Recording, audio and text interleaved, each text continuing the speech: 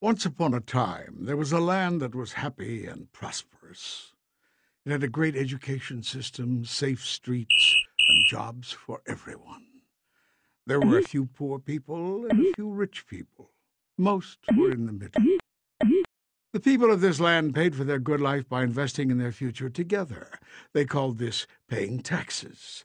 Everyone paid what they could afford. The poor people paid a little, the people in the middle paid a middling amount, and the rich people, 1% of everyone, paid more than the others. Just about everyone thought that this was best. But over time, rich people decided they weren't rich enough, so they came up with ways to get richer.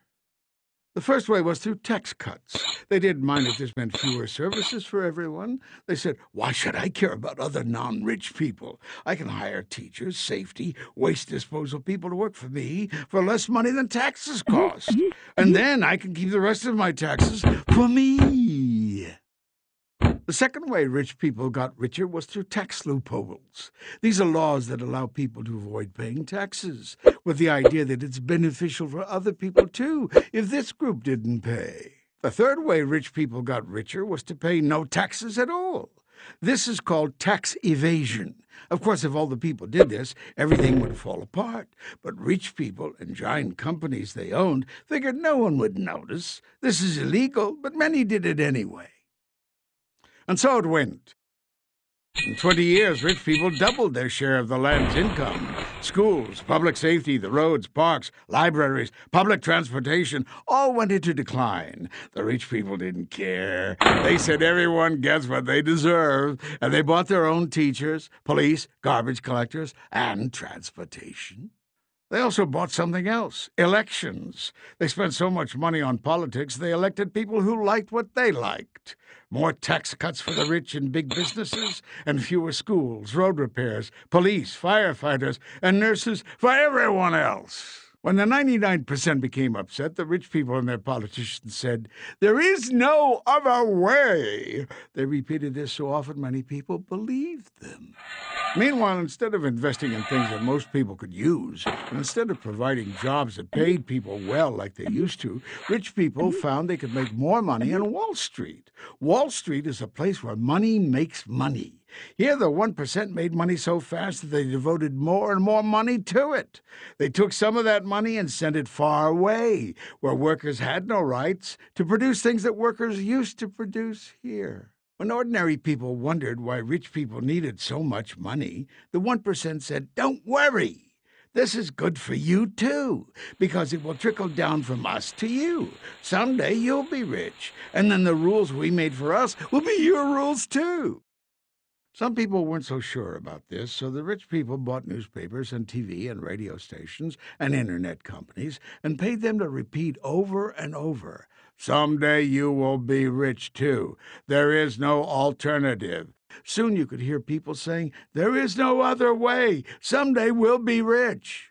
Meanwhile, the rich people's money piled higher and higher.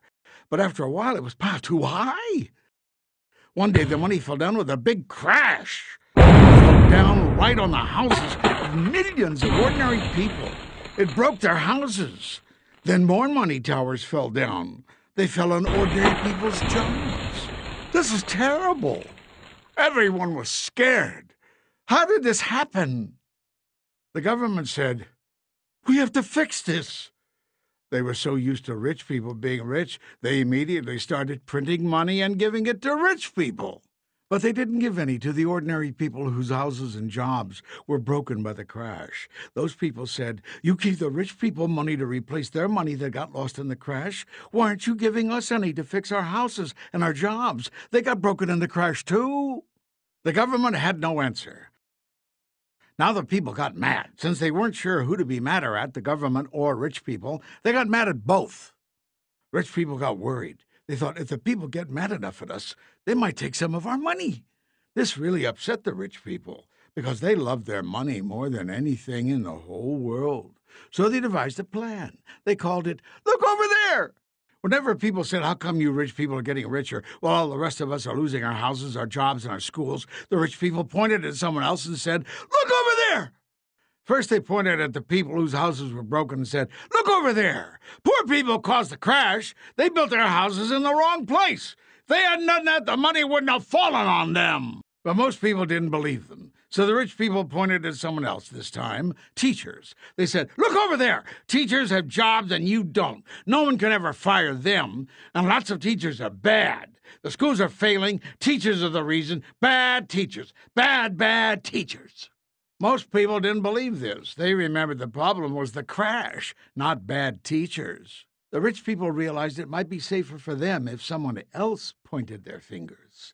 So they took some of their money, and even though it was just a little bit of their money, it was a lot of money since they had so much. They helped more people get elected. These politicians pointed their fingers at police, firefighters, librarians, and other public employees. They said, look over there! These people are greedy. They have jobs and you don't. You don't have retirement plans and they do. They caused the crash. Some people thought this might be true. They knew someone or something had caused the money to fall. Maybe it was the firefighters.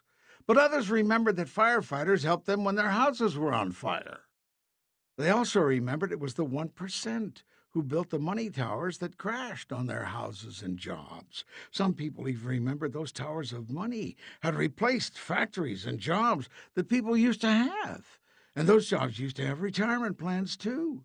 And the ordinary people remembered that the teachers and firefighters lived in their neighborhoods and shopped in the same stores and didn't seem to be the problem at all.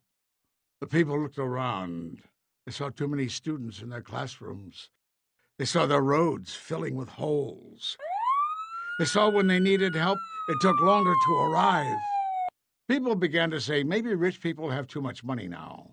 And maybe our problems have something to do with the 1% not paying their fair share of taxes. And also, maybe rich people should pay the same rate of taxes they used to when our land was prosperous and more people were better off. The rich people heard these things and grew worried. They told their politicians to pass laws to prevent people from organizing, prevent people from voting, prevent people from having retirement plans. But now the people understood the problem. It was rich people who crashed the money onto their houses and jobs. It was the 1% who got politicians to cut their taxes until there wasn't enough for schools, safe streets, libraries, health care, and parks. And it was rich people blaming everyone but themselves for what had happened. This is where we are now. And we have a question. Is there no alternative? Or can the people of this land do something to live happily ever after?